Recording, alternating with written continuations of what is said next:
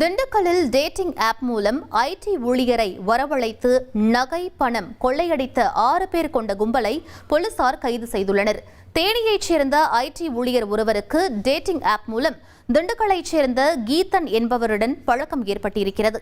தனிமையில் சந்திக்கலாம் என கீதன் அழைத்ததன் பேரில் தேனியைச் சேர்ந்த ஐடி ஊழியர் திண்டுக்கல் வந்துள்ளார். திண்டுக்கல் இளைஞரை மறைவான இடத்திற்கு அழைத்து சென்ற கீதன் அங்கு ஏற்கனவே மறைந்திருந்த தனது நண்பர்களுடன் சேர்ந்து தாக்கியுள்ளார்.